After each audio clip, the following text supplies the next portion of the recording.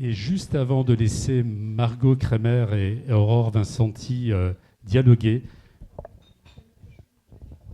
comme on est dans une érotique du sensible, moi je vais introduire par une poétique du sensible avec 6 vers tirés d'un livre qui s'appelle « Retrouver la douceur » d'une certaine Cécile Coulon, qui est notre marraine ici au beau jour.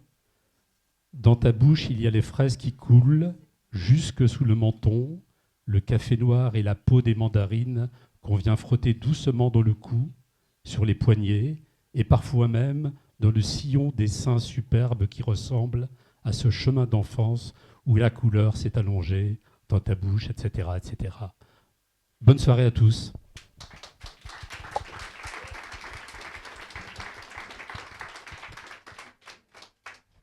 Merci, je te laisse commencer, Margot. Aurore, vous êtes linguiste, chercheuse en sexologie clinique et formée aux pratiques somatiques. Et il fallait être au moins tout ça pour écrire Pour une érotique du sensible, sorti en octobre dernier aux éditions de la Découverte. Ce texte est hybride, il mélange les genres, à la fois essai, guide pratique, roman autobiographique, poésie. Il nous invite à se questionner sur la place de la sexualité dans notre société et plus particulièrement de l'image véhiculée de cette dernière. Mais au-delà de son aspect politique, ce texte questionne notre propre rapport à notre corps, nos désirs, notre sensibilité. Il nous invite à ralentir, à questionner ce que la société a fait de nos sexualités, nos limites, nos envies. Il est un retour à la douceur, un retour à soi. Ma première question sera donc la suivante. Pourquoi avoir choisi l'écriture et plus particulièrement cette forme hybride ? Comment vos différentes facettes professionnelles ont fait naître ce livre ? Merci. Je vais commencer déjà par vous remercier pour cet accueil, d'être venu en nombre. Je suis vraiment très touchée. Je ne m'attendais pas à ce que ce soit aussi grandiose et aussi douillet à la fois. Toutes ces bougies, vos visages réjouis, le fait que vous puissiez boire un verre, ça me touche, ça me fait vraiment plaisir. C'est un très bel accueil. Donc merci à Des mots et débats, merci à Thionville, merci à toi Margot, merci à Pascal Didier. Voilà, je suis vraiment très heureuse et je ne pensais pas être aussi cueillie par les mots de Pascal avec la fameuse poétique du sensible qui est probablement un des horizons de mon livre. Je l'ai intitulé Pour une érotique du sensible, mais j'ai vraiment fort pensé à la possibilité d'une poétique du sensible. En tout cas, c'était très présent à mon cœur. Donc, mais bon, c'était un livre sur la sexualité, donc il a fallu faire un choix. Donc voilà, merci pour cette introduction et merci Margot. Je vais donc répondre à cette question. Pourquoi l'écriture et pourquoi en arriver là avec tout ce que j'ai fait, étudier dans ma vie. Bon, je ne suis pas non plus bien vieille, mais c'est vrai que j'aime bien les études. Donc j'y retourne régulièrement. Je crois déjà que je peux dire une chose qui est que j'ai commencé sur des questions de langage, de linguistique. Je suis linguiste de formation. Et la question de la langue, elle est vraiment... elle me constitue. C'est-à-dire que je pense que j'étais déjà intéressée par ces questions toute petite. Et elle constitue ma façon... Enfin, elle oriente ma façon de voir le monde. Je pense que je pense le monde beaucoup en langue. Et d'ailleurs, j'en discutais avec ma sœur. Ma sœur, elle a un imaginaire très visuel. C'est-à-dire que si je lui dis quelque chose, elle a une image. Elle voit un déroulement d'action. Moi, pas du tout. Moi, j'ai des mots, j'ai des phrases, j'ai pas de rapport visuel aux choses, ou très peu, mais beaucoup plus sonore et en effet langagier. Et ce qui fait que mon intuition, elle est aussi, j'ai appris à reconnaître que mon intuition était langagière, qu'il y avait des choses qui me venaient par la langue, par les mots. Donc il y a eu ça dans ma vie et c'est toujours structurellement, ça me structure. C'est un peu ma colonne vertébrale, la langue. Je pense en langue, je pense par la langue, depuis la langue. Mais je dois dire que je me suis un peu fatiguée de parler de la langue uniquement. Aussi parce que les sujets qui étaient amenés, c'était est-ce que la langue française va mourir ? J'en avais marre de l'entendre, cette question. Et que j'avais envie de travailler à des sujets sensibles, plus sensibles et plus autour du corps. Le corps manquait à ma profession, à mon métier. Quand je me suis remise à danser, à j'ai dansé petite, et puis j'ai repris la danse, la petite vingtaine, et j'ai eu l'impression de tomber en amour en reprenant la danse. Et je me suis dit, mais en fait, j'ai besoin de ça dans ma vie. J'ai besoin de mouvement, j'ai besoin d'être dans mon corps, j'ai besoin que la pratique avec le corps, par le corps, fasse partie intégrante de ma profession aussi. Et progressivement, ça s'est installé dans une réflexion sur le corps, dans des études sur le corps, puis sur la sexualité. Et ce qui fait qu'en effet, ma pratique aujourd'hui, elle est théorique. Donc je parle, je fais de la théorie, je pense, je réfléchis, j'écris, ça donne un livre. Mais j'écris toujours depuis ce corps que je mets à l'ouvrage, en continuant de danser, en chantant, en faisant des arts martiaux. Et puis de la sexualité, évidemment. Je parle à la première personne dans ce texte de ma pratique professionnelle. Mais aussi, voilà, je suis aussi une personne sensible. Donc, je parle depuis ce sensible-là à votre sensible, j'espère. Merci. Le texte s'ouvre sur un premier chapitre qui s'appelle « Sauver sa peau ». À la suite de l'introduction et du prologue, on y retrouve des chiffres assez vertigineux que je pense sont importants de rappeler ce soir. En France, un adulte sur 6 a subi des violences sexuelles dans l'enfance. Un enfant est victime d'inceste, de viol, d'agression sexuelle toutes les 3 minutes. Plus d'une femme sur 2 a subi des violences sexuelles au moins une fois au cours de sa vie. Il y a un viol toutes les 2 minutes 30. 85% des personnes transgenres sont agressées au cours de sa vie. Alors on pourrait croire que cette violence est un dommage collatéral de la sexualité. Vous, au contraire, vous décidez de la mettre en partie introductive. Pourquoi ? Je commence par la violence, déjà parce que c'est un constat qu'on fait politiquement, culturellement. Je pense qu'on n'est pas passé à côté de MeToo, a priori. Voilà, on en a tous et toutes entendu parler. Ça a pris de la place d'abord dans les milieux du cinéma, et puis progressivement, on s'est mis davantage à parler de violences sexuelles, de féminicide, de violences conjugales, puis d'inceste. Ça s'est mis à occuper beaucoup de place dans le discours public et politique, et à raison, c'est très important. Et c'est pour ça que je rappelle ces chiffres, et je montre à quel point, à mon sens, la sexualité, dans son ensemble, c'est-à-dire pas seulement les personnes qui ont subi des violences, est touchée par cette violence, est touchée par des rapports de domination, des rapports de pouvoir. Et donc, finalement, on n'arrive plus à faire une différence fondamentale entre violence sexuelle et sexualité. C'est-à-dire que la sexualité ne devrait pas parler de violence, théoriquement. Sauf qu'on ne sait plus faire cette différence. Et on ne sait plus non plus dans nos désirs, dans une certaine mesure. Je revois des choses que j'ai pu voir au cinéma ou des séries il y a avant MeToo, je dirais, donc il y a quelques années, pas tout à fait 10 ans. Et à chaque fois, je suis choquée par le sexisme des réflexions dans les films. Je suis aussi assez bouleversée par le fait qu'on a normalisé des comportements brutaux en les faisant passer pour quelque chose de fougueux, d'une intensité sexuelle, d'une passion.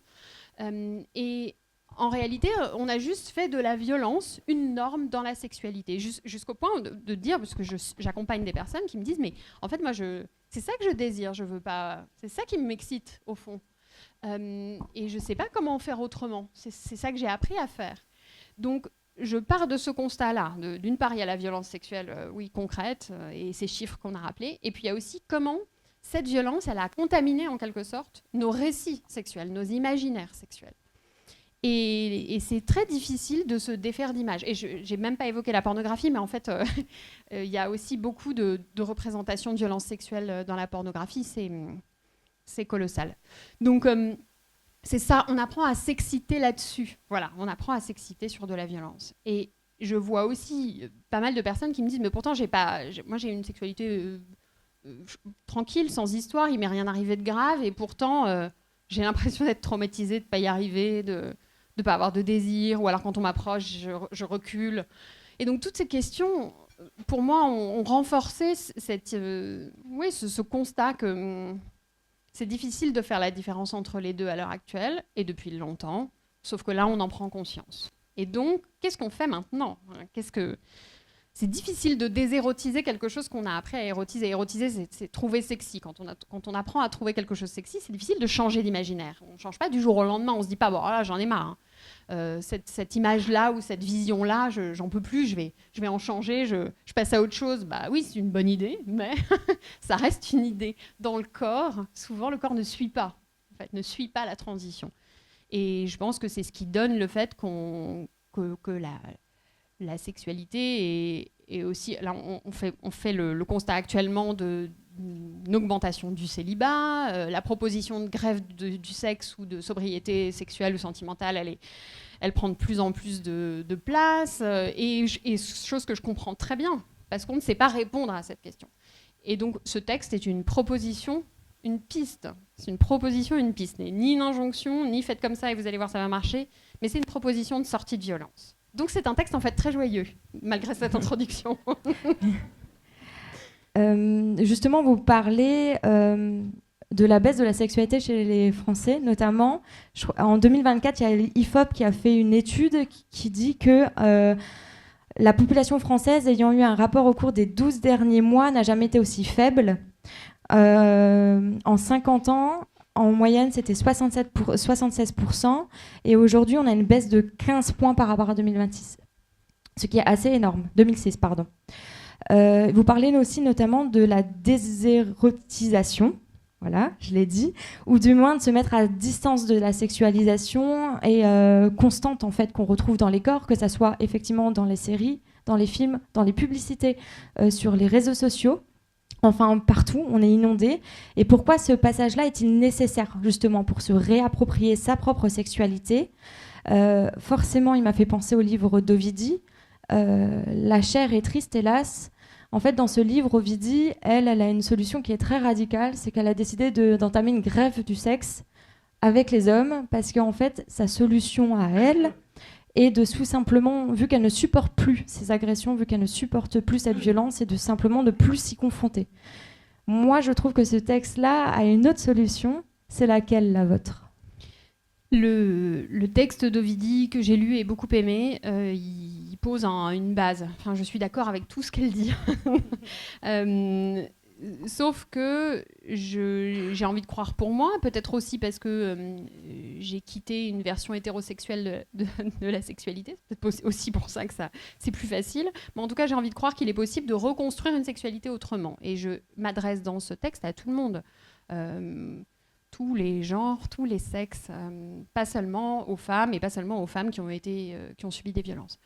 Donc, qu'est-ce qu'on peut se créer, qu'est-ce qu'on peut s'inventer avec cette question toute bête qui est, mais est-ce que j'aime vraiment la sexualité que j'ai et que je vous invite à vous poser ? Est-ce que ça me convient vraiment ce que je vis ? Est-ce que je suis à fond, j'adore ce que je fais ? Est-ce que quand je pratique, ça me plaît vraiment ? Ou est-ce qu'au fond, je pourrais faire autre chose, ce serait tout aussi bien ? Et je pense que cette question, elle est cruciale.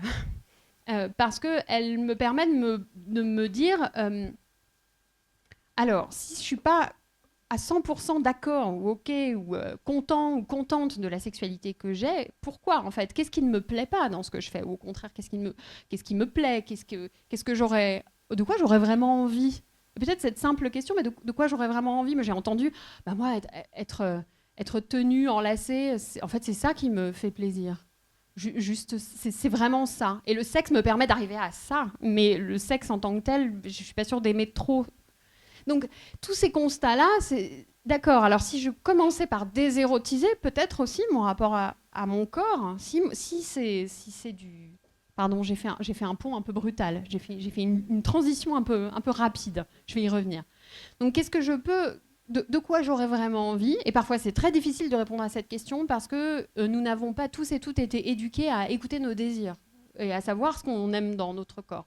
D'autant que nos corps sont un peu laissés sur le carreau. Alors, ils sont hyper sexualisés. On est très au fait qu'on a un corps et que ce corps devrait avoir telle forme et qu'il devrait avoir tel poids et que cette silhouette, elle convient et celle-là, elle convient moins. Et notamment, en tant que minorité de genre ou en tant que femme, c'est très, très puissant quand même dans nos éducations, le rapport à l'image. Voilà. Donc, l'image du corps est très, très présente. Et notamment dans sa sexualisation. Et par sexualisation, j'entends aussi... juste le fait d'être potentiellement désirable ou pas. Est-ce que je suis encore désirable ? Est-ce Est-ce que, ça va aller? Est-ce que j'ai un avenir avec ce corps? Non, mais c'est terrible, mais c'est vrai, en fait. Ça pèse lourd et ça pèse dès l'enfance, dès l'adolescence pour les jeunes femmes. Donc, déjà ça, de se sortir de ces injonctions qui ne sont pas évidentes à mettre de côté. Mais une des choses que je constate, c'est que quand je préconise un arrêt de sexualité à une personne, souvent qui est en difficulté, qui vient avec des difficultés, souvent il y a un immense soulagement. Et en revanche, ce que je préconise dans ces moments-là, c'est qu'est-ce que vous aimez faire avec votre corps? Qu'est-ce qui vous donne du plaisir avec votre corps? Et parfois, la seule réponse positive, c'est j'aime bien prendre une douche, la sensation de l'eau chaude sur ma peau. Et oui, d'accord, commençons par là. Allons chercher du plaisir autre que uniquement sexuel ou uniquement labellisé comme étant sexuel ou convenable dans une sexualité. Et donc cette désexualisation, ça rejoint cette question de la grève du sexe, mais pas tout à fait, mais qui serait plutôt qu'est-ce que j'aime faire avec mon corps, qui ne me confronte pas à mon image, à ce à quoi je devrais ressembler, à comment je devrais donner du plaisir ou en recevoir, mais plutôt à quel moment j'ai le droit d'être juste avec mon corps et de rien fournir, rien produire, rien performer. Voilà. Et je peux néanmoins avoir du plaisir là-dedans. C'est ça, ce processus de désexualisation. Sans pression, en fait. Retirer une énorme dose de pression sur nos corps. Et là, je viens de parler pas mal de ce que c'est qu'être une petite fille, puis une femme, une minorité de genre aussi. Mais je pourrais tenir un discours semblable pour des hommes cis, puisque le poids de la performance, et notamment de la performance sexuelle, de comment il faut avoir une érection, de quelle silhouette on devrait avoir, de combien de temps on devrait tenir, qu'est-ce qu'on devrait pouvoir fournir sexuellement, il est énorme aussi. Donc la désexualisation de ce corps, ça passe aussi par qu'est-ce que j'ai comme plaisir avec mon corps autre que pornographique, autre que dans la performance, autre que dans le tu dois être cet homme. Voilà. Merci. Au début de votre réponse, vous disiez que vous êtes sorti de l'hétéronormativité. Moi, j'aimerais déjà qu'on définisse c'est quoi l'hétéronormativité et en fait aussi nous expliquer c'est quoi cet impact sur nos sexualités à tous. En fait, c'est quoi? Alors, je ne pense pas être sortie de l'hétéronormativité, malheureusement. En tout cas, pas complètement, même si je fais beaucoup d'efforts pour. Au mieux, je suis sortie de l'hétérosexualité. L'hétéronormativité ou l'hétéronorme, on va dire, c'est l'idée que l'hétérosexualité, ce serait la norme. Ce serait ça qu'il faut suivre. Et ensuite, quand on n'est pas dans cette norme-là, on est à la marge. Voilà. Et cette hétéronorme, elle vient avec une quantité de représentation de ce que c'est que d'avoir une sexualité, que d'être hétéro. Donc, ça passe par exemple, je peux donner un exemple qui est... les hommes cis sont actifs et les femmes sont passives. Voilà, ça fait partie de l'hétéronorme. Et cette norme-là, du coup, si je suis une femme, si je m'identifie comme femme, je vais donc suivre le chemin de la passivité. Et je vais accepter que pour moi, mon vécu sexuel ou mon vécu professionnel, ça va être d'accepter, de recevoir, de dire oui... en tout cas de répondre à une proposition toujours, de jamais être force de proposition, de jamais être active, de jamais être au-dessus.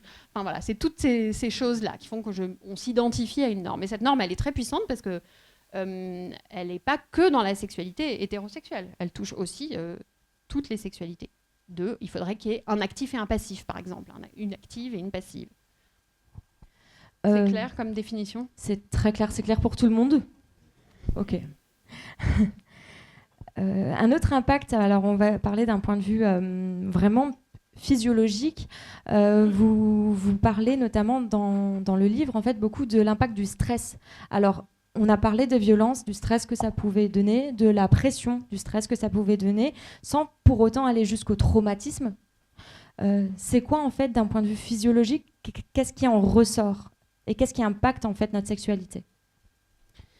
Alors, plus nous avons de stress, et par stress, j'entends de la tension nerveuse dans nos corps, moins nos corps sont disponibles à de la sensation fine, à de la tension, à la possibilité de prendre du plaisir, parce que le corps est disponible pour se défendre, pour être confronté à ce stress, justement, à gérer ce stress.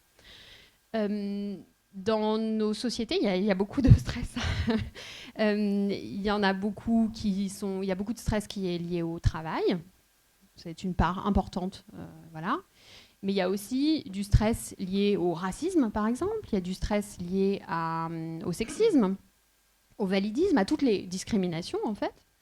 Et donc, plus on sera une personne minorisée, c'est-à-dire, par exemple, une personne noire ou une personne racisée ou une femme, une personne sexisée, si on cumule, et dans une forme d'intersectionnalité, si on cumule ces discriminations-là, plus on est susceptible d'accumuler du stress dans l'organisme parce qu'on va être plus confronté à des situations stressantes. Et ces situations stressantes, elles ne sont pas propices à de la sexualité. Alors, elles ne sont pas propices à grand-chose non plus. Elles ne sont pas propices à la créativité, elles ne sont pas propices au fait de pouvoir s'épanouir. Je veux dire, ça touche à bien plus large que le sexe. Mais la sexualité a ce paradoxe assez intéressant. Vous allez comprendre pourquoi. Pour avoir une sexualité, eh bien, il faut s'exciter, il faut être excité. Et l'excitation, c'est un stress. C'est un stress dans le corps. Un stress positif, mais un stress quand même. Et l'organisme, il ne fait pas vraiment la différence entre du stress négatif, que j'ai pu accumuler toute la journée dans mon travail, avec les discriminations que j'ai subies, et l'excitation sexuelle que j'essaie de faire monter. Ce qui fait que quand je suis déjà là, à la fin de ma journée, et qu'il faudrait que je devienne une bête de sexe, mais que je suis déjà bien stressée comme ça, je ne peux pas m'exciter, je suis déjà excitée. Pas pour les mêmes raisons, mais je suis déjà excitée.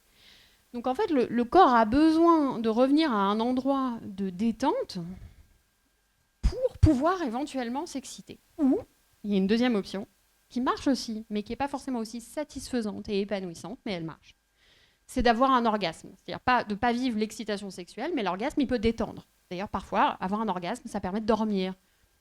Donc, je ne dis pas que la sexualité est impossible depuis un endroit de stress. En revanche, la sensibilité, le fait de pouvoir accéder à une grande richesse de sensations, de plaisirs différents, de nuances, ça, c'est plus difficile quand on est stressé. Je fais une pause. Je reprends.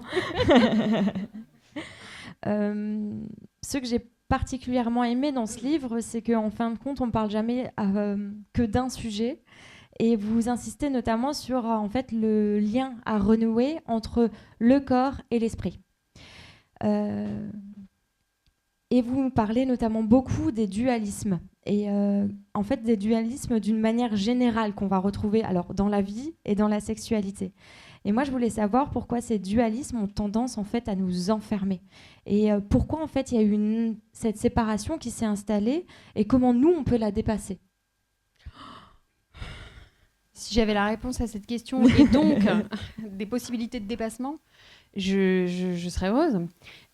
Pourquoi les dualismes se sont installés ? Historiquement, je ne suis pas capable de le dire. Je pense que personne n'est capable de le faire.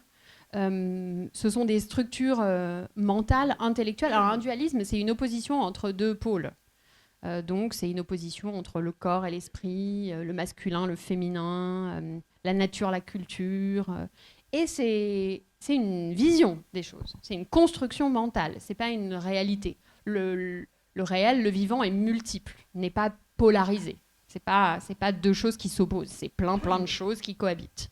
Et parfois se confrontent et entrent en conflit, on est d'accord. Mais cette façon de ranger les choses dans deux catégories opposables, c'est très humain.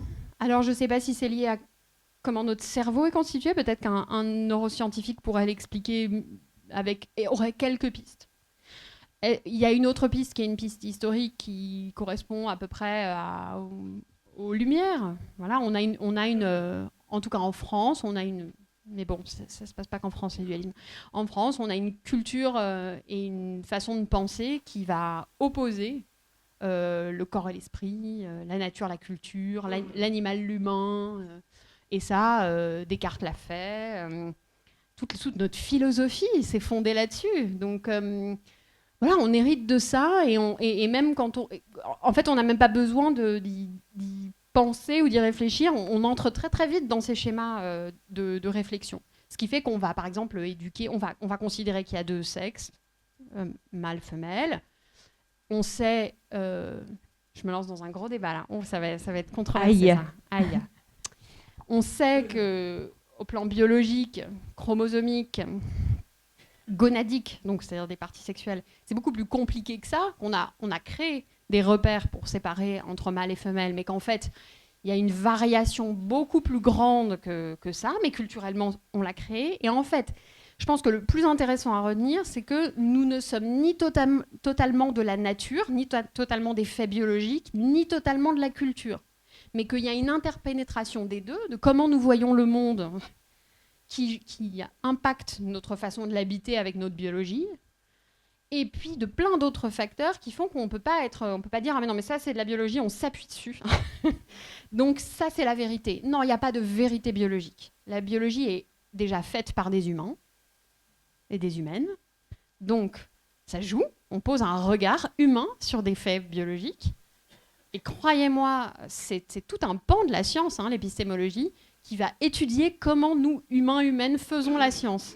Et comment nous présupposons des choses, nous posons des cadres de réflexion sur des faits biologiques. Donc déjà, c'est biaisé, parce qu'on est des humains et des humaines. Donc ça, c'est déjà de sortir de cette idée qu'il y aurait du 2 à tout prix, mais on peut voir du multiple. Et ça nous aide, en tout cas dans le cadre de la sexualité, des pensées féministes, queer, ça nous aide à moins s'installer dans un rôle. J'ai mon rôle, je tiens mon rôle parce que je sais dans quelle case je suis. Parce qu'on m'a dit que j'avais ce rôle à tenir. Et je vous parlais d'hétéronormes tout à l'heure. C'est ça, moins entrer me glisser dans ce rôle et pouvoir jouer un autre rôle si j'en ai envie, si c'est mon désir, si je sens que, justement, dans mon corps, je peux avoir un autre désir. Merci. J'essaie de faire des pauses entre très les bien. questions. Il y a de l'eau derrière. Ça nous fait une très bonne transition sur le chapitre 2 du livre qui est Devenir sensible. Je dois vous dire, c'est mon préféré.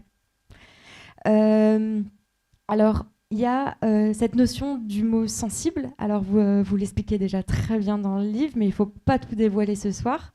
Moi, j'aimerais savoir, en fait, qu'est-ce que ça apporte plus à notre rapport à notre corps de devenir sensible ? Parce que, alors, on l'entend que le mot sensibilité, on peut l'entendre d'une différente façon. Et surtout, comment cette sensibilité peut nous permettre de poser nos propres limites sans pour autant nous restreindre. Sans pour autant nous restreindre, d'accord. Alors déjà, je pense que nous n'aurions pas besoin de devenir sensibles, nous le sommes. Nous sommes des êtres sensibles. Nous naissons essentiellement sensibles. Un bébé qui vient au monde, c'est une boule de sens. C'est un être qui est en rapport sensible avec le monde, avec les personnes qui l'entourent, avec l'environnement, avec même l'intérieur de son corps et toutes ces modifications internes, sa digestion, enfin tout ce qui se passe, c'est du pur sensible. Et puis après, il y a du langage qui arrive, il y a de la réflexion, il y a des émotions, il y a plein de choses qui s'installent, mais nous naissons avec cette potentialité sensible presque à l'état brut, mais bon, à l'état brut, on ne sait pas. J'ai dit pas de nature, culture, non. Non. Mais en tout cas, avec une grande potentialité sensible. Et puis ensuite, nous recevons une éducation. Et cette éducation, elle va contribuer à nous désensibiliser. Et d'ailleurs, on le voit entre un comportement d'enfant. Et moi, j'adore voir les enfants piquer des crises parce que je me dis, mais quel bonheur de pouvoir faire une chose pareille. Enfin, quelle joie de pouvoir se rouler par terre. Et les modulations vocales, moi, je pense que c'est un des trucs qui me plaît le plus chez les petits, c'est ce... Ça, vraiment, c'est une grande joie parce que je me dis, on a perdu cette modulation vocale en grandissant, en vieillissant. Tout à l'heure, j'étais à côté d'un petit... Enfin, j'étais derrière un petit et son papa dans le train. Et le petit regardait un film, enfin un dessin animé, et il riait. Et son père lui disait, mais tais-toi, arrête. Et en fait, le petit était complètement dans ses émotions et dans le fait qu'il voyait ce film qui lui faisait tellement plaisir et tellement rire. Et c'était une joie de l'entendre rigoler. Sauf que ça ne se fait pas dans un train. Voilà ce à quoi nous nous éduquons, ça ne se fait pas. C'est cette éducation qui contribue à émousser notre sensibilité. C'est le fait d'aller à l'école qui nous demande de nous asseoir sur une chaise. et d'arrêter de bouger, de nous tenir droite. On apprend ça aussi pour vivre en société. Il n'y a pas que du négatif là-dedans. Entendez bien. Mais nous nous désensibilisons aussi pour vivre, pour bien vivre ensemble, pour ne pas avoir ces modulations vocales quand on est pas content. Ou moins les avoir. Et puis pour apprendre à vivre ses émotions et à moins les subir aussi. Et néanmoins, on arrive à un stade où quand même on vit dans une culture où on nous demande de plus en plus de nous couper de ce sensible-là, de nous couper aussi du vivant, d'oublier que nous sommes vivants, vivantes au même titre que le vivant, enfin que nous faisons partie du vivant. Donc nous couper de ce qu'on peut appeler la nature, puisque c'est dissocié de nous maintenant. Et dans la sexualité, je pense qu'il n'y a rien de pire que de perdre ce sensible, en fait. Si on n'a pas ça, on ne peut pas être à l'écoute de ses désirs, on ne peut pas savoir ce qu'on aime, notre corps n'est plus disponible non plus. Et ça, le stress dont on parlait tout à l'heure joue beaucoup. Qu'est-ce qu'on s'inflige comme stress et qu'est-ce qui nous est infligé comme stress aussi, en fonction de ce qu'on a vécu, de l'intersectionnalité de nos discriminations. Donc, cette recherche sensible, c'est comme ce ne serait pas un nouvel apprentissage, ce serait un désapprentissage de ce qu'on nous a inculqué. Ce serait un désapprentissage du « arrête, tais-toi, faut pas faire ça, faut pas sentir ça, faut pas pleurer, faut pas… » Mais non, tu vas pas pleurer quand même. Voilà. Et ça, ce serait au niveau émotionnel, mais au niveau sensationnel, donc au niveau des sens, du corps, c'est aussi… être à l'écoute d'un corps qui s'exprime, qui se manifeste, qui nous dit des choses, qui nous donne des indications sur ce qu'on fait, écouter quand on a des gros problèmes digestifs à répétition, l'entendre, s'en occuper, savoir... être à l'écoute de ça et pas se dire voilà, c'est la vie. Et c'est pas facile. C'est parce que ça représente une forme de nouvelle injonction. Là, ce que je suis en train de dire, je suis bien consciente que je dis, mais alors, soyez à l'écoute de votre corps. Et c'est pénible d'avoir une nouvelle injonction. Mais plutôt, à quel endroit je sens que ça me fait du bien, quoi. D'être à l'écoute, de me mettre dans une écoute sensible. Et puis, je vais ouvrir ça, mais c'est très politique aussi. C'est aussi prendre soin de nos liens. Prendre soin de nos liens entre nous, de nos liens sociaux. Comment nous sommes les uns les unes avec les autres. Est-ce que nous arrivons à être à l'écoute, certes, de nous-mêmes, de ce qui se passe en nous, pour nous, mais aussi des autres. Et comment nous dialoguons à cet endroit-là. Voilà, j'ai fait une introduction pour le politique, si ça vient à un moment ou un autre. Je voulais pas parler de ça. Ah ben non, parlons pas. Non, mais alors, quand même, il y a quand même une forme de transition. Mais alors, dans le retour à soi, vous parlez aussi notamment de la désorientation sexuelle. Alors ça, j'ai trouvé ça vraiment intéressant. Il y a une phrase qui m'a un peu marquée dans le livre. Alors, je suis désolée si je la reprends pas mot pour mot. Mais vous dites que la sexualité peut être aussi bien que le fruit d'une réflexion politique, on a politique, qu'une évidence intime. Et moi, j'ai l'impression que ça va quand même à l'encontre d'une vision qui peut être assez dominante, qui va séparer complètement ces deux sphères. J'ai pas de questions, mais j'aimerais bien que vous me parliez justement de la désorientation sexuelle et qu'est-ce que ça, en fait, permet de revenir à nous, en fait, cette désorientation sexuelle. Alors, avec ce terme-là, je joue sur la question de l'orientation sexuelle, évidemment, mais c'est pas que ça. C'est pas changer d'orientation sexuelle, et vous verrez bien, même si c'est une piste. Non, c'est plus aller chercher à l'endroit de nos orientations, de comment nous nous orientons dans notre sexualité, vers quoi nous allons, quels sont nos appétits, qu'est-ce qui nous fait envie, qu'est-ce qui sculpte et construit, fabrique notre désir, et est-ce que je peux essayer autre chose. Et essayer autre chose, c'est pas forcément se lancer subitement dans le fétichisme de la laine. Vous le connaissez, celui-là ? Moi, j'ai été vraiment... C'est un de mes plus gros apprentissages pendant mes études de sexologie. Je l'adore, en fait, parce que c'est vraiment très doux, quoi. Si quelqu'un dans cette salle est fétichiste de la laine, je veux le ou la rencontrer. Ah, on en a une.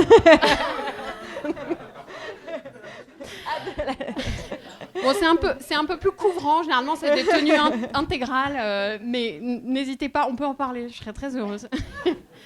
Donc c'est pas tant aller chercher des choses qui seraient déjà très catégorisées, très structurées, mais plutôt se dire que je peux, dans mon rapport à mon corps, justement en faisant ce travail de désexualisation d'abord, comment je peux me laisser toucher par des choses auxquelles je ne m'attends pas particulièrement et accepter qu'il y ait un temps, alors toujours avec du consentement, hein, et ça peut être avec moi-même ou avec d'autres, mais qu'il y ait un temps où je ne sais pas trop si j'aime pas, comment je pourrais qualifier cette sensation ou ce plaisir ou ce déplaisir. Alors en effet, encore une fois, sans se mettre en danger, toujours être d'accord avec ce qu'on fait, mais accepter qu'il y ait des terrains où on ne sait pas encore trop ce qu'on aime, ce qu'on n'aime pas, et aller chercher, investiguer ces terrains-là. En fait, que ça puisse devenir une recherche joyeuse aussi pour soi. Même si c'est, je ne veux pas vous le cacher, déconcertant de chercher des choses nouvelles. Et c'est peut-être ça, une des choses intéressantes à comprendre dans quels sont nos schémas sexuels et nos schémas tout court. Nous sommes des êtres d'habitude. Nous avons des habitudes et notre système nerveux se construit sur des habitudes. Notre système nerveux, c'est un grand réseau dans notre corps, qui n'est pas juste un cerveau, c'est aussi tous les nerfs de notre corps. Et ce système nerveux, il ne cesse de grandir et de bouger pendant notre vie. Et il bouge à mesure des expériences que nous faisons. Et une fois que nous répétons des expériences, nous allons préférer retourner vers ces expériences, même si elles ne nous conviennent pas, même si nous ne les aimons pas. Parce que la force de l'habitude, parce que ça nous dépasse.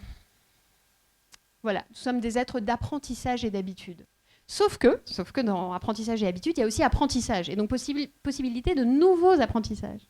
Et c'est ce chemin-là que je vais chercher. C'est justement m'appuyer, constater que mon système nerveux m'envoie dans mes schémas, dans mes habitudes, et en même temps qu'il a cette grande puissance d'apprentissage, de nouveaux apprentissages, de nouveaux gestes, de nouvelles sensations, de nouveaux désirs, et que je peux me créer une sexualité différente.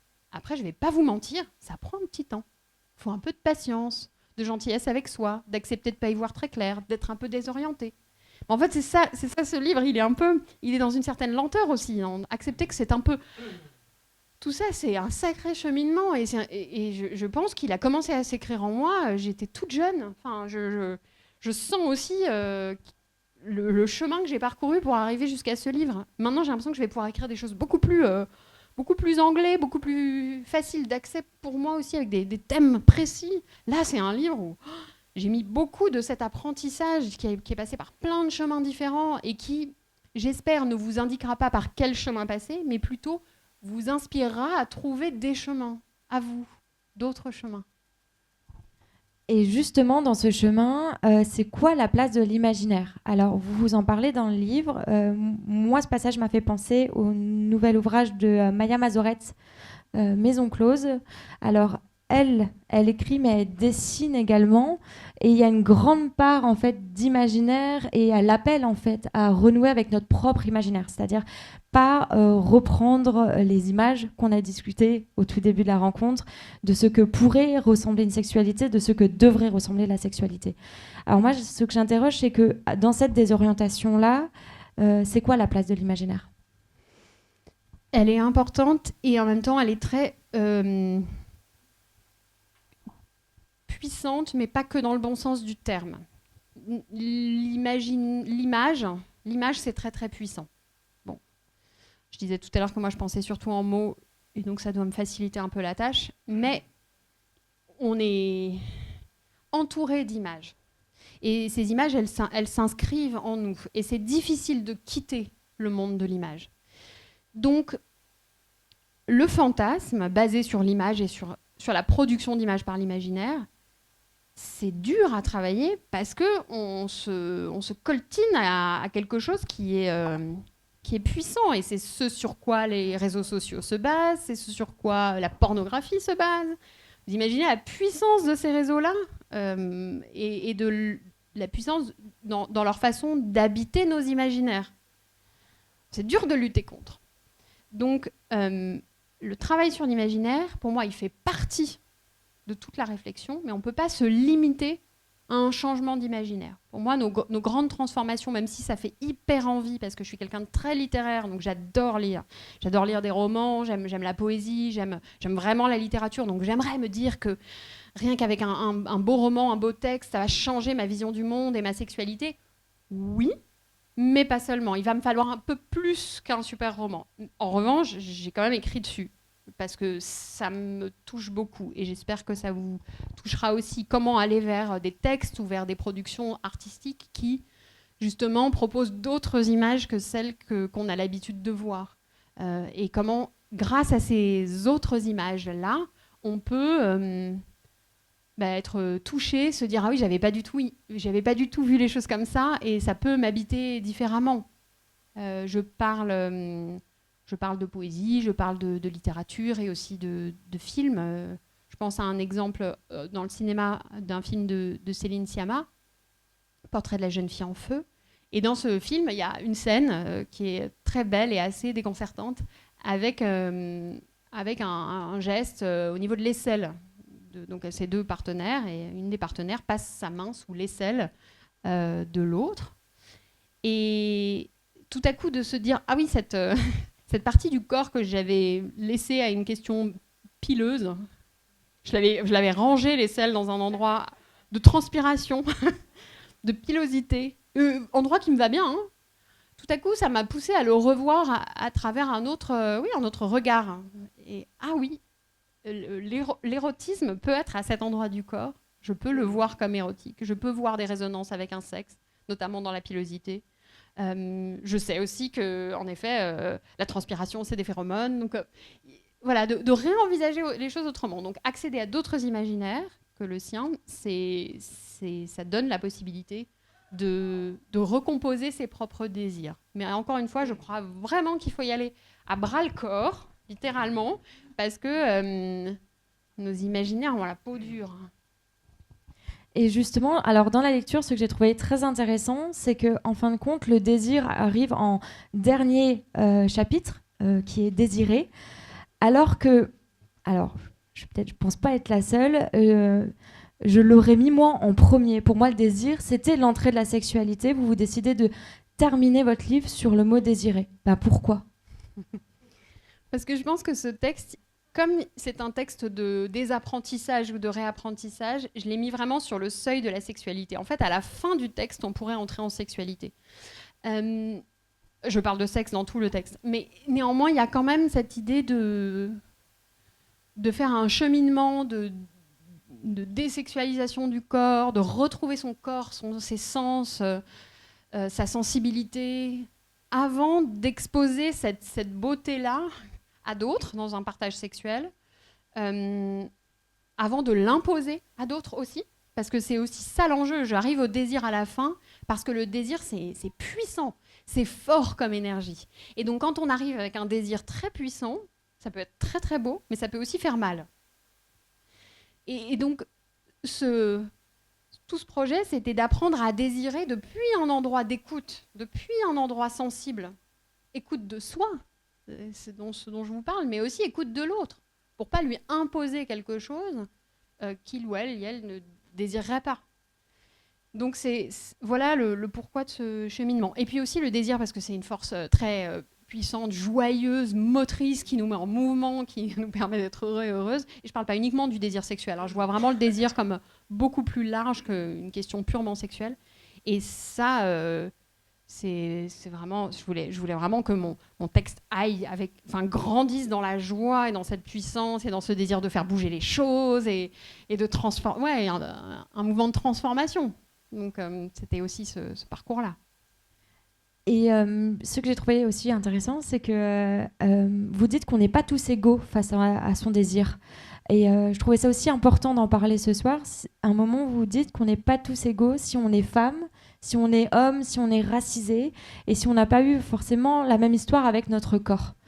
Et moi, je voulais savoir si à un moment, en fait, il y avait quelque chose... Alors, il y a la déconstruction, on l'a compris, le retour au sensible, mais est-ce que ces limites, hommes, femmes, du nouveau des dualismes, désolé, racisés, non racisés, on arrivera un jour peut-être à surpasser tout cela pour être égaux face à nos désirs. Ou est-ce qu'il faut être égaux face à ses désirs aussi? Non, vraiment, je pense pas qu'on y arrivera. Je sais même pas si c'est désirable. En revanche, je pense que c'est intéressant de garder cette discussion ouverte aussi dans nos relations. C'est-à-dire apprendre, et ça je pense que c'est une des grandes difficultés de la communication amoureuse et sexuelle, c'est d'apprendre à regarder vraiment l'autre avec sa vie, son vécu, ce qu'il ou elle a subi, d'où elle vient, ses privilèges. Voir l'autre aussi dans cette complexité-là et faire dialoguer nos complexités, parce on arrive rarement au même endroit dans une sexualité, dans un couple ou dans d'autres configurations. On est rarement les mêmes, avec les mêmes désirs, les mêmes vies, les mêmes problématiques. Et d'arriver à vraiment embrasser l'autre dans cette complexité-là et avec ce qu'elle a vécu, sans faire de la catégorie une identité. Hein. C'est aussi ça la difficulté. Et je pense qu'actuellement, on est dans une période où justement on va chercher ces nouvelles identités, ces nouvelles catégories, on s'y inscrit, on se sent reconnu, accepté dans des communautés, et ça fait partie du chemin et c'est très important. Un des risques, c'est de se braquer. Mais bon, il faut faire confiance que ces mouvements dont peut-être on fait partie, je ne sais pas tout le monde ici, mais enfin, vont apprendre et c'est peut-être à travailler le sens de la limite, et c'est vraiment ce que je traverse. Enfin, je pense que la question de la limite est un fil rouge dans le livre. C'est vraiment comment j'arrive à poser des limites, à identifier des choses pour moi, à identifier mes limites aussi dans ce que je veux faire, pas faire de ma sexualité. Mais aussi, la sexualité, c'est un endroit de partage, où mon corps devient aussi un peu le corps avec l'autre. Je ne vais pas dire de l'autre, mais le corps avec l'autre.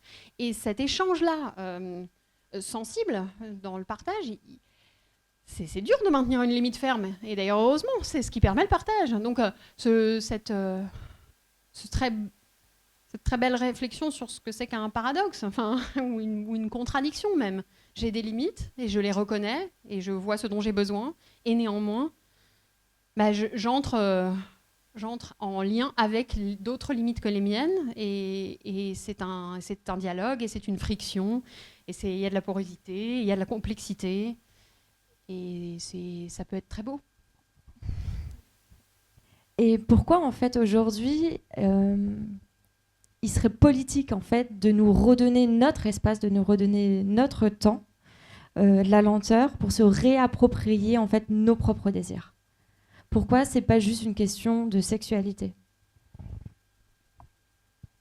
Je l'évoquais tout à l'heure, le travail sur soi, si on peut appeler ça comme ça, et en effet, ça y ressemble, hein, ce que je propose.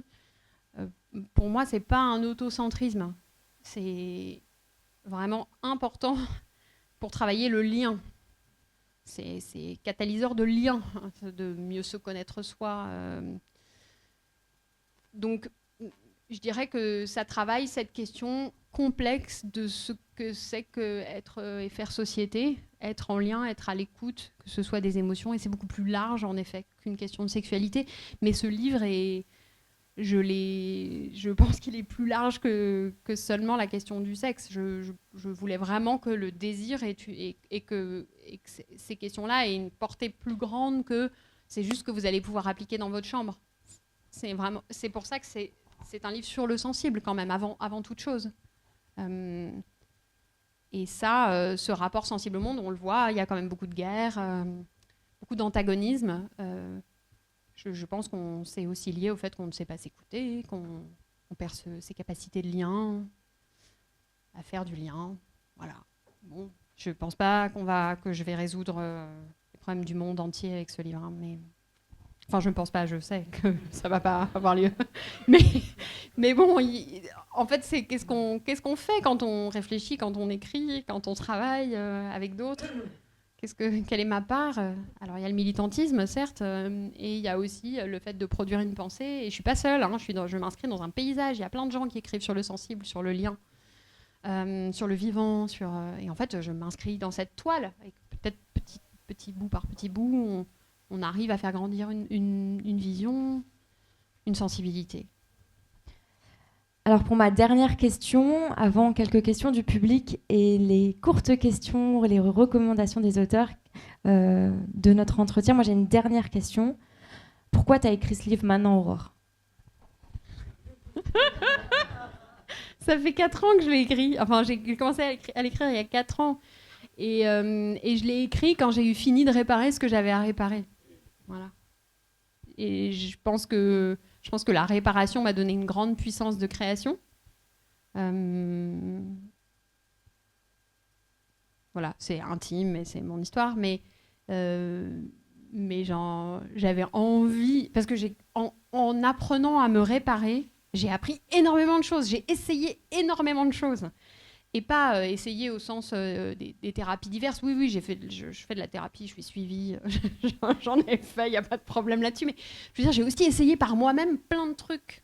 J'ai fait de l'expérimentation, en fait, pour moi-même. Et j'ai aussi lu plein de choses, compris, tiré des fils entre différents aspects de ma vie.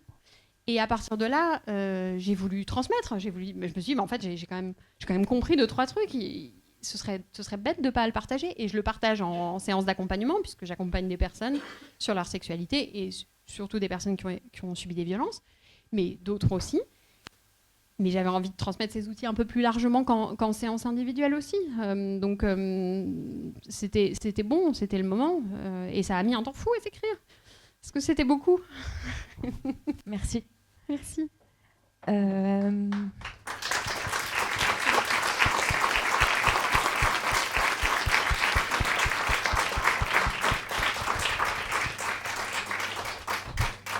C'est à votre tour de poser des questions avec le mot politique dedans.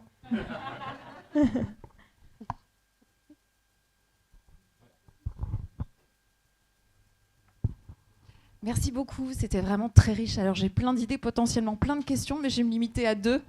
Alors j'avais une première question. J'étais vraiment intriguée par, dans votre présentation, formée aux pratiques somatiques. Et je me dis que ça pourrait être intéressant parce que je vois bien que, j'imagine que ça déborde la sexualité. Et peut-être que c'est une façon justement d'expliquer un peu plus ce que vous faites et comment on peut essayer de transformer son rapport au corps. Et puis après, j'avais une autre question, remarque. Vous êtes linguiste de formation, vous avez parlé des dualités, et je me dis, mais on est tellement prisonnier de ces dualités corps-esprit, et vous-même, quand vous en parlez, vous êtes obligé de faire référence au langage commun. Vous dites avoir un corps, vous dites le rapport au corps, comme si on était extérieur à ça. Et je me dis, imaginons... vous y avez sans doute pensé, imaginons qu'au lieu de parler de corps et d'esprit, on utilise un mot, le sensible. Est-ce que ça ne changerait pas beaucoup de choses, en fait ? Ouais. C'est ce que j'essaye de faire, et en même temps, j'écris à un endroit donné. Enfin, je suis dans la société dans laquelle je suis, donc j'adopte un langage, et j'essaie, dans le livre, de construire autre chose, de déconstruire et de construire autre chose, du mieux que je peux. Mais je me heurte aussi à des limites de langage. Voilà. Le langage, c'est quelque chose qui est délimité. On parle de définition d'un mot, par exemple. C'est quelque chose qui entoure, qui range. Donc, même si c'est très beau et ça ouvre à plein de choses et qu'il y a une grande potentialité dans la langue, il y a aussi de la limite, de la délimitation. Et je navigue avec. Peut-être pour revenir sur la question des pratiques somatiques, qui est une super question parce qu'en effet, c'est vraiment au cœur de ma vie et ça a vraiment changé ma vie. Alors, comment donner une définition des pratiques somatiques rapide Alors là encore, dans un dualisme, ce sont des pratiques de conscience corporelle qui passent par du toucher, du mouvement, par l'imaginaire aussi, par la langue aussi. Et alors moi, je me suis formée dans une pratique somatique, il y en a plusieurs. Soma, c'est le corps, en grec, le corps, mais pas le corps mort, pas le corps autopsié, pas le corps décrit, ni séparé de l'esprit, c'est le corps qui pense, le corps vécu, le corps phénoménal, comme on pourrait dire dans la phénoménologie en philosophie. Et ce corps-là, donc que j'habite, que je suis, ce corps-là, il est l'endroit de l'expérience et de l'expérimentation. Je mets mon corps, mon corps. Moi, mon corps qui pense, en rapport sensible avec le monde. Je ne sais pas si sensible pourrait totalement remplacer corps-esprit ou corps, bon, mais Et ces pratiques-là, alors ce qui est assez marrant, c'est que vraiment, dans la pratique dans laquelle je me suis formée, je pense que je peux généraliser à pas mal de pratiques somatiques, on ne parle pas du tout de sexe. C'est même un tabou. Et ça m'a vraiment intéressée, ça m'a vraiment interpellée. Déjà, au début, je me disais, mais enfin, quand même, c'est dommage. Ça devrait pas être un sujet tabou. Et en fait, je me suis rendu compte, je pense que c'est ce qui m'a mis sur la piste de cette désérotisation ou de cette désexualisation du corps, c'est que justement, apprenons à voir nos corps autrement que sexuels. Et donc, en ne parlant pas de sexualité, on accède à toute la potentialité de ce que mon corps peut sentir, vivre, ressentir à côté de la sexualité. Et ça, je trouve ça vraiment intéressant. Et ensuite, la deuxième chose qui a vraiment été fondamentale pour moi, c'est que cet apprentissage-là, il est sorti de l'école. C'est-à-dire que on m'a appris que je pouvais apprendre autrement que comme on apprend à l'école ou pendant des études. Et j'ai fait de longues études universitaires, donc je sais de quoi je parle. Donc ça a été particulièrement difficile de me dire, ok, je peux apprendre vraiment autrement, je ne suis pas obligée de prendre de notes. J'en prenais beaucoup, j'en ai quand même pris beaucoup, on ne va pas se mentir. Mais j'ai aussi appris que je pouvais apprendre en dormant. Pendant mes études de pratique somatique, la sieste était autorisée. C'est-à-dire que si je m'endormais pendant un cours, c'était OK. Et ça, génial quand même. J'ai quand même beaucoup travaillé, je vous rassure, j'ai pas que fait la sieste. Mais ces pratiques, elles sont, et notamment celle dans laquelle je me suis formée, qui est le Body Mind Centering. Je ne vais pas me lancer dans une description exacte de ce que c'est, mais c'est merveilleux. Ce sont des pratiques qui stimulent la créativité. C'est-à-dire qu'il n'y a pas d'exercice, il n'y a pas de méthode. Et ça, c'est tellement important pour moi. Moi, je ne crois pas tellement à la méthode. Alors, vous faites ça et vous allez obtenir tel résultat. Je crois à la création d'expérimentation, d'expérience. Et donc, dans le fait que ce soit déméthodologisé, ça me pousse à être très créative dans la pratique. Et ça, j'ai voulu mettre la créativité au service de la sexualité. Et donc, alors dans le livre, il y a quand même des pages dites pratiques où je propose des choses, mais des choses à réadapter, réinventer pour vous, même à détester si vous voulez les détester. Enfin, vraiment, il y a cette incitation à vous approprier la matière pour vous. Voilà. Merci. Encore une question? Oui. Ici. Une question ici et une question. Alors, bon, je te l'ai déjà dit avant, merci. Et puis merci pour la question aussi. J'ai trouvé cette rencontre passionnante. Moi, j'ai aussi une remarque par rapport à ce que tu écris dans le livre, parce que en tant que linguiste, tu appelles aussi à révolutionner le langage sexuel, qui est aussi dualiste et qui est aussi violent à certains moments. Pourquoi c'est aussi important de révolutionner la langue et le langage sexuel pour pouvoir avoir d'autres imaginaires? Ouais, on ne se refait pas, je suis quand même linguiste. Donc en effet, je travaille aussi sur le langage et comment le langage structure nos imaginaires. Alors, il y a plusieurs courants en linguistique, mais ceux qui ne m'intéressent pas sont un peu dépassés. Et notamment, ce qui est intéressant, c'est de voir à quel point nos façons de parler structurent autant le monde que le monde ne structure nos façons de parler. Il y a des gens qui disent que ça n'existe pas, ça. Voilà, mais passons, on ne va pas leur accorder trop de temps. Nos façons de nommer les choses ont une influence, ont une incidence sur nos façons de penser, nos façons de voir, nos façons de faire. Et donc, j'évoque plusieurs situations et plusieurs mots qui structurent nos imaginaires, et notamment, je ne sais pas si c'est la question de la pénétration ou de la circlusion qui, entre autres, voilà. Je parle de la question de l'emploi du mot pénétration et de la structure active. Si je pénètre, je suis actif et en face, ou active, et en face, il y a une personne qui est pénétrée. Et en langue, être est pénétré, c'est une structure passive. Donc en gros, dans nos façons de formuler les choses, et en employant le mot le verbe pénétrer, on va rejouer du passif et de l'actif dans la langue. Et donc, je propose un terme que je n'invente pas, qui a été inventé par quelqu'un d'autre que moi, mais qui est intéressant, qui est le mot circlusion, circlure, et qui serait non pas une symétrie, mais qui offrirait une forme de correspondance au fait de pénétrer, circlure. Donc circlure, ce serait encercler. Donc si un objet pénètre une bouche, alors la bouche circule l'objet. Et en reprenant cette position active de circlure, eh bien, on peut renverser une vision des choses. Je ne dis pas que la langue va tout révolutionner, comme je pense que l'imaginaire ne révolutionnera pas tout. Mais je pense qu'en prenant le problème par différents chemins, on finit par transformer nos pensées et nos façons de faire. Oui, bonsoir, merci, très intéressant. Une question autour des langues et des langages.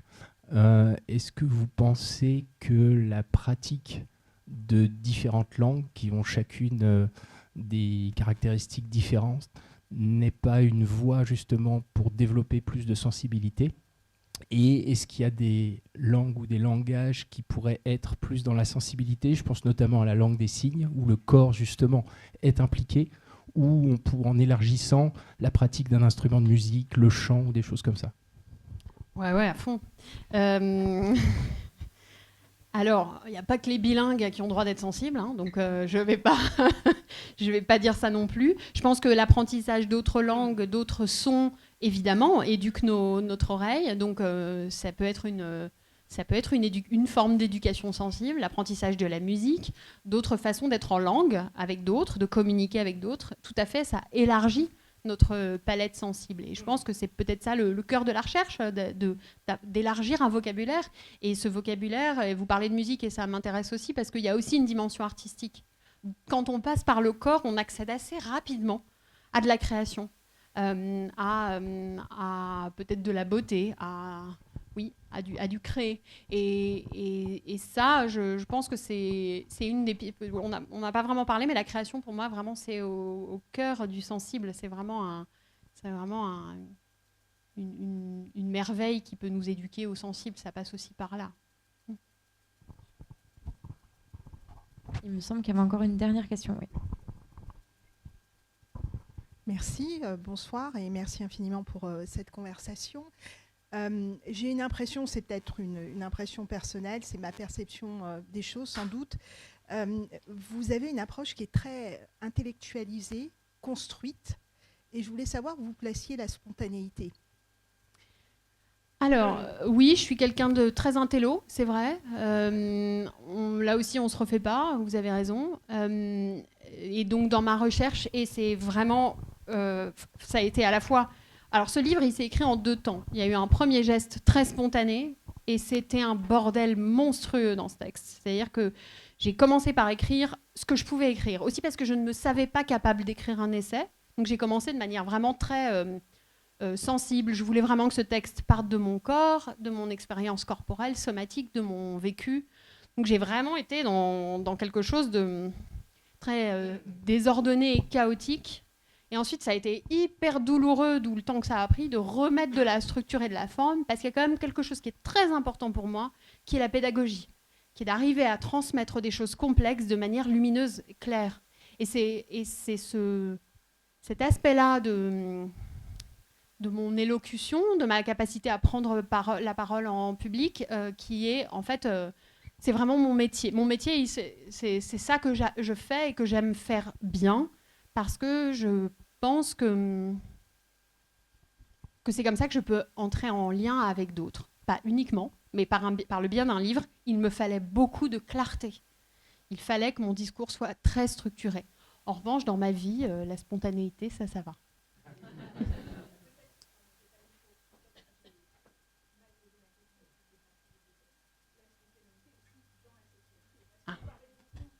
Ok.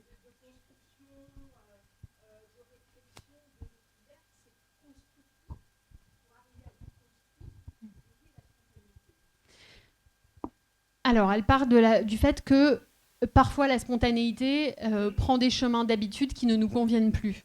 Et c'est un des constats professionnels que j'ai pu faire. Et que cette spontanéité, elle peut exister, et elle existe, et heureusement qu'elle peut exister dans la sexualité, mais parfois elle nous emmène là où on n'a plus envie d'aller, où ça nous fait souffrir, où on n'est plus très heureux, heureuse. elle est peut-être pas spontanée, en effet, mais en tout cas, c'est les chemins qu'on prend. Après, ça viendra, peut-être que ça pose la question de qu'est-ce que c'est que la spontanéité. Et là, on se lance dans autre chose. En revanche, je crois quand même, et c'est dans cette question de la désorientation, que dans la recherche, parce qu'en effet, la recherche, elle est construite. En tout cas, il y a des pistes, c'est motivé, il y a une volonté, il y a un désir. Que dans cette recherche, il y a aussi beaucoup de surprises. Il y a beaucoup d'inattendus. Et le corps nous offre cet inattendu. Si on veut de la surprise, on peut se reposer sur ce que le corps a à nous proposer.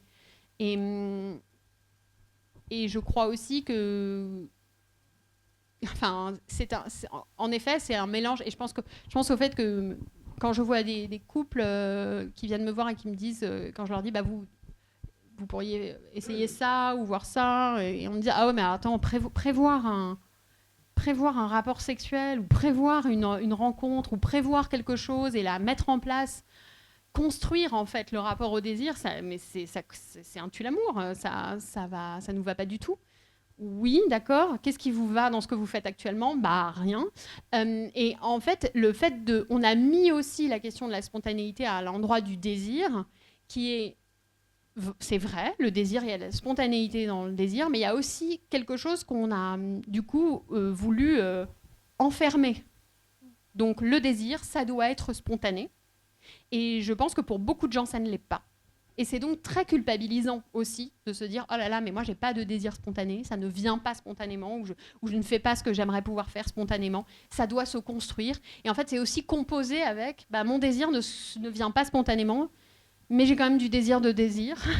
Et qu'est-ce que j'ai envie de faire pour moi ? Et comment je peux éventuellement construire quelque chose pour aussi retrouver de la spontanéité à un certain point. » Mais je pense que le discours, je me suis un peu étendue, j'ai mis du temps aussi à arriver, je pense avec vous, et ça j'en parle de la question du désir responsif et du désir spontané. Je constate qu'il y a beaucoup de personnes qui se culpabilisent de ne pas avoir un désir qui jaillit tout seul, comme ça, spontanément, sans rien faire. Et donc de pouvoir dire, ok, c'est pas grave, ne cherchons pas cette spontanéité, prenons un autre chemin. C'est aussi un chemin de déculpabilisation. Voilà. C'était long, je suis vraiment désolée. On va prendre 2 dernières questions, on va les prendre ensemble à la suite. Vous êtes sûre là, parce que j'ai l'impression que c'est assez long là. Non ? J'ai pas trop parlé ? Non ? Ok. Bonsoir. Bonsoir. Je suis quelqu'un de très franc, je n'ai pas du tout lu votre bouquin. C'est la personne qui m'accompagne, qui m'a initiée, je le remercie. Vous avez dit que le désir fait mal, et je suis curieuse, ça veut dire quoi ? Le désir fait mal. Ah non, le désir ne fait pas toujours mal. Le désir peut faire mal. Oui, quand je dis fait mal, c'est pas dans le sens mal, douloureux, mais c'est-à-dire C'est-à-dire que si j'ai un désir assez spécifique, quelque chose que je vis pour moi-même et que je dois le partager ou je souhaite le partager avec quelqu'un, et que je ne prends pas le temps de vérifier que ce désir peut lui convenir, je peux lui faire mal. Voilà, c'est plutôt dans cette question-là. En fait, je ne peux pas prendre mon désir comme quelque chose d'universel et d'évident, et ça va convenir à tout le monde, et je ne me prends pas le soin de vérifier avec toi. C'était ça. Alors moi, c'est pas une question, c'est plus une réflexion de lecteur. C'est un texte dont j'entendais parler depuis longtemps et que j'ai lu avec une certaine fébrilité, avec un peu de stress presque. Quand on vous parle d'un texte depuis longtemps, on se demande ce qu'il y a dedans. Ce qui est vraiment bien. Et moi, je crois que ça s'est senti dans ce très bel entretien entre toi, Aurore, et Margot, sur ton intérêt pour la langue, la beauté de ce que tu dis est vraiment très fort. C'est un texte puissant. On a parlé de politique, on a parlé d'érotique, on a parlé de poétique. Je trouve qu'il y a une des forces aussi, on a parlé d'écologie aussi, enfin on en parle dans le livre. Une des forces, je trouve, dans ce livre, c'est qu'il nous oblige qu'on soit une femme ou un homme, à nous interroger aussi sur le chemin qu'on a parcouru. Tu parles à un moment de ces lieux vivants de l'enfance, de ton enfance, mais ça nous oblige à réfléchir à ce qu'on met derrière le mot désir, derrière le mot plaisir, etc. C'est vraiment, c'est un livre absolument magnifique. Merci beaucoup. On va terminer cet entretien avec tes recommandations.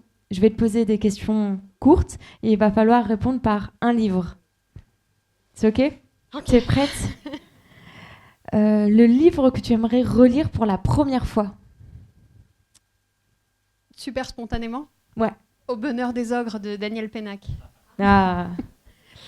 Le livre que tu offres le plus?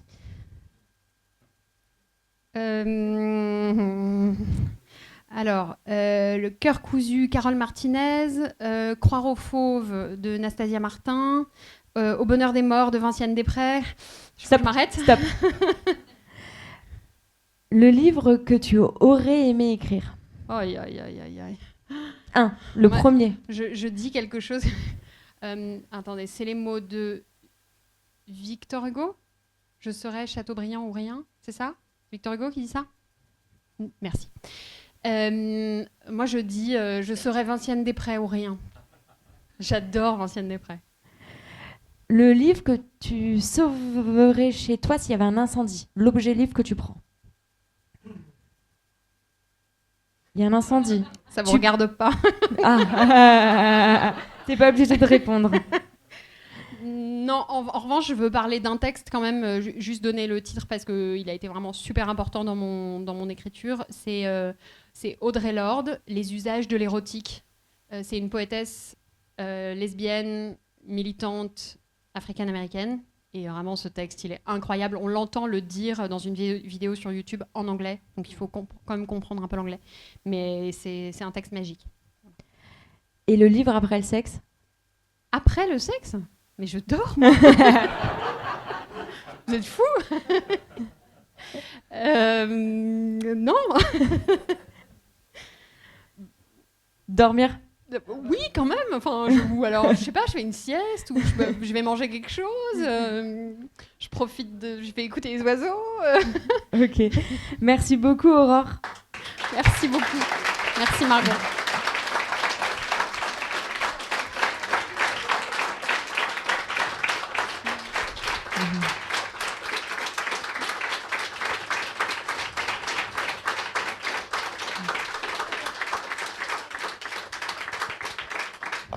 Et merci à la petite salle du fond. Je pouvais pas vous voir, mais merci. On rappelle que le livre est en vente ici. Aurore peut les signer à la suite. Et si vous l'achetez, il faut directement aller en caisse.